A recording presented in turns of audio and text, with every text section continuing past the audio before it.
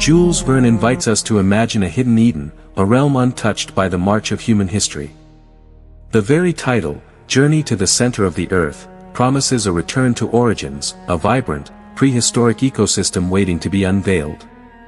Professor Lidenbrock and Axel embark on this great scientific quest with the implicit expectation of finding a dynamic, evolving history, a linear narrative preserved in stone, waiting to continue. They seek not just ancient life, but a blueprint for life's own boundless potential, an optimistic view of existence surviving against all odds. But the dark reality of the subterranean world is far more unsettling than any lost paradise. It is not a lost world with the potential for rebirth, but a preserved world that has been frozen in time, a cosmic display of utter biological stasis. This distinction is crucial. A lost world implies a temporary absence, a possibility of rediscovery and continuation. A preserved world suggests isolation so profound that change, the fundamental engine of life, has been prohibited. Consider the sheer, crushing scale of geological time they encounter. Lidenbrock science seeks to quantify and categorize, but the depths they reach are so ancient, so vastly, relentlessly the same, that the human concept of progress dissolves. We, on the surface, are defined by cycles of change, seasons, evolution, war, and innovation. The world below offers none of this. It presents a vast, unchanging scale of geological time, a cold, indifferent truth that renders human ambition and transient existence meaningless. The terrifying neutrality of the Lidenbrock Sea is the first clue. It is vast and beautiful, yet it functions as a womb that never gives birth to change. It lacks the dynamic currents, the necessary solar radiation, and the volatile ecosystems that drive evolution on the surface. It is a preserved specimen of a primeval ocean, still, deep, and silently sterile. Its beauty is an illusion, masking a biological dead end. Even the energy source that sustains this hidden world betrays the promise of vibrant life. The light source is internal and strangely non-regenerative. It provides illumination, but not the solar dynamics necessary for robust, vital evolution. It functions like a lamp inside a tomb. It allows us to see the relics, but offers no genuine warmth or potential for future growth. It is artificial and finite, a temporary postponement of the inevitable biological collapse, rather than a genuine, self-sustaining system. The mushroom forest is perhaps the most potent metaphor for this evolutionary stagnation. Axel marvels at the gigantic fungi and plants, a veritable feast of botanical wonders. But analyze its nature, it is life without struggle. It lacks the pressures of intense predation, competition for light, or adaptation to a changing climate. This is not a thriving ecosystem, it is a laboratory specimen, massive yet structurally brittle. It is a false paradise because the price of its eternal existence is the prohibition of all vital biological dynamism. Life without the necessity of adaptation quickly becomes meaningless. On the surface, the fossil records Lidenbrock studies represent a linear history. Creatures rise, evolve, and die, yielding their ground to the next, more complex form. This process, evolution, is violent and demanding, yet it guarantees progress. The world below, however, is escaping this demanding process, and in doing so, it creates a horror far more profound than the violence of natural selection. It is a world where every creature is merely a historical echo, condemned to repeat its existence without the possibility of advancement. Lidenbrock, focused on the psychological thrill of discovery, ignores this underlying truth. His excitement over classifying the minerals and charting the tunnels is a deliberate distraction from the reality of stagnation. He seeks validation for his intellect, but the intellect itself struggles to process the horror of life that exists purely in perpetuity. This is the first confrontation, finding life that is profoundly old, but crucially, not living in a vital, progressing sense. The deep truth is that the journey into the earth is not a step backward into the past, it's a terrifying sidestep into a world where time itself has stopped. This stagnant world below challenges the very core of what we consider life to be. It forces us to ask, is life merely existence, or is it the continuous, violent struggle to become something new? Verne, perhaps unintentionally, uses the subterranean world not as a forgotten Eden, but as a chilling illustration of what happens when life is quarantined from the regenerative demands of dynamic time. This deep knowledge, this existential dread, is the true, dark payload of the expedition. If Part 1 established the scientific failure of the underground world, Part 2 must confront the psychological nightmare it imposes, the absolute, terrifying stasis of eternal recurrence. The deep journey is often celebrated for the appearance of the prehistoric creatures, the ichthyosaurus, the pliosaurus, but we must analyze these beings not as magnificent discoveries, but as biological tragedies. They are not merely survivors of extinction, they are prisoners of time. These creatures are trapped in a loop. Their generations pass without the slightest imperative for adaptation or the possibility of advancement. They are the same now as they were millions of years ago, and, terrifyingly, they will remain the same for millions more. This is the lack of variation that should chill the soul of any biologist. On the surface, stasis is death, movement, mutation, and change are life.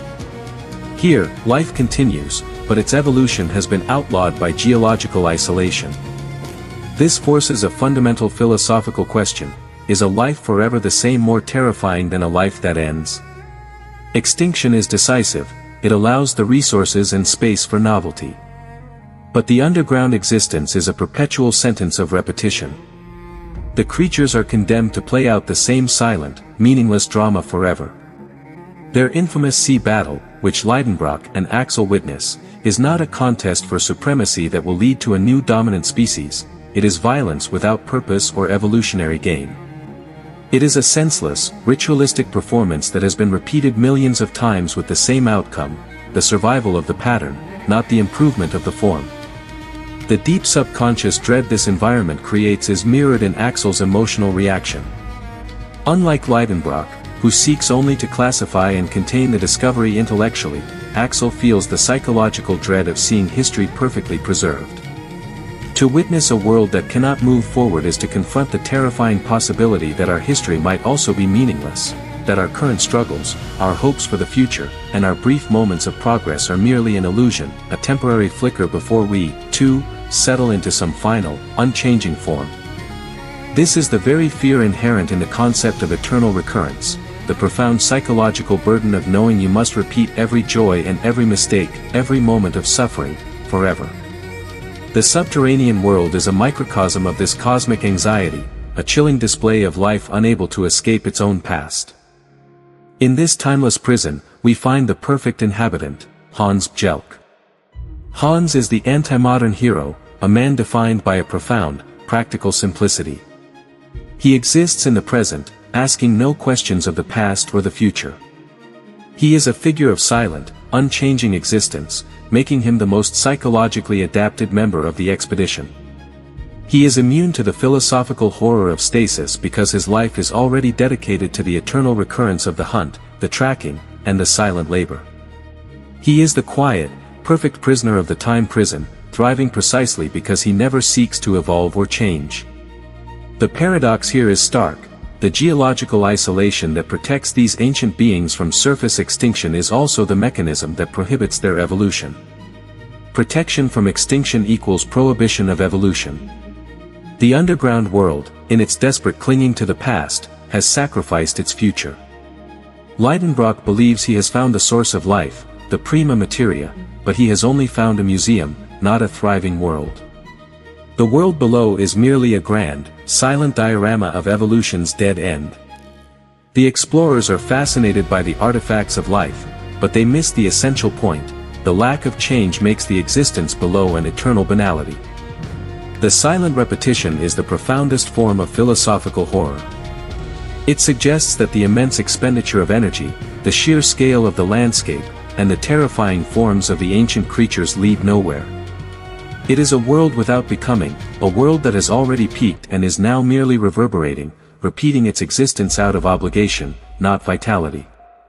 This is the truly dark secret hidden beneath Verne's adventure story. The journey into the Earth's depths is not a heroic quest for ancient life, it is an accidental philosophical encounter with the terror of eternal recurrence, revealing that a life without the possibility of change is a life that is spiritually and biologically dead. The intellectual horror of the subterranean world extends beyond the ancient beasts, it permeates the very fabric of its existence, revealing a dead end of biology. To truly understand the nature of this time prison, we must look closer at the environment itself, an environment that sustains existence but strictly forbids progress. Consider the bizarre flora, the gigantic, non-reproductive fungi and unchanging plant life. Life on the surface constantly engages in a battle for light and resources, leading to specialization and diversity. Here, the plants are immense, yet their size is a consequence of isolation, not a symbol of superior vitality.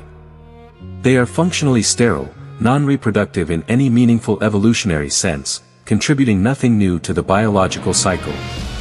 They are vast, beautiful relics, but biologically, they are a frozen masterpiece, a world that died millions of years ago, yet neglected to fall over. This biological stagnation is supported by the shocking lack of microorganisms or decay. Where is the decomposition?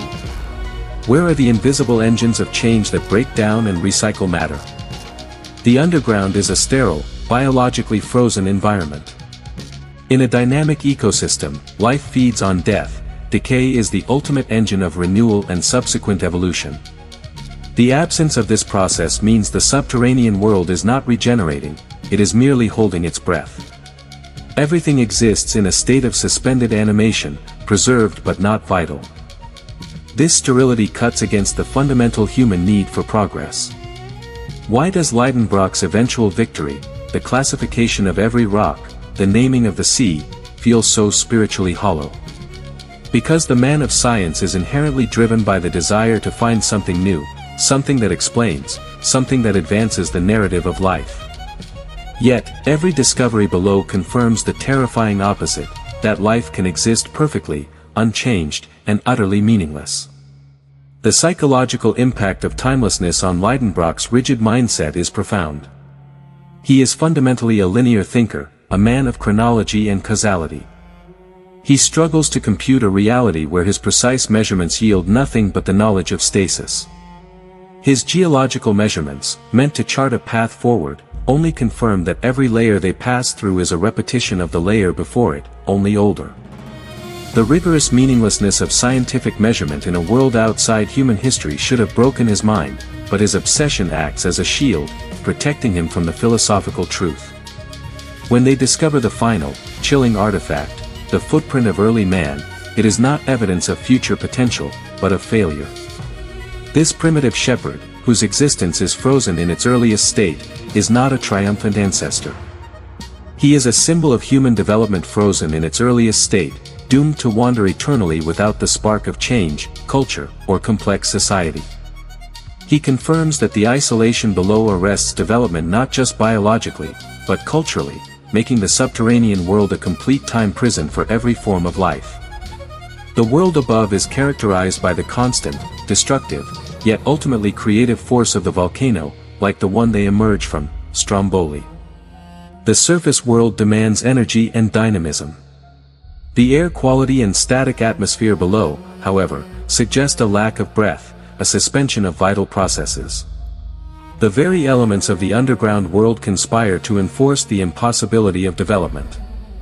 Ultimately, Lidenbrock and Axel did not find the fountain of life. They confirmed the possibility of existence, that life can endure under the most absurd conditions. But their true discovery was the impossibility of development. They found the ultimate paradox, a world that clings so desperately to its past that it has forfeited its future, a philosophical warning that stasis is the most absolute and terrifying form of biological defeat. The only fitting conclusion for a journey into the time prison is a violent, uncontrolled expulsion. Lidenbrock and Axel did not plot their return to the surface, they were not rescued by their meticulous measurements or their geological understanding. Their ascent was a desperate, chaotic, and ultimately lucky scramble, an act of the Earth's rejection of its own stagnated history.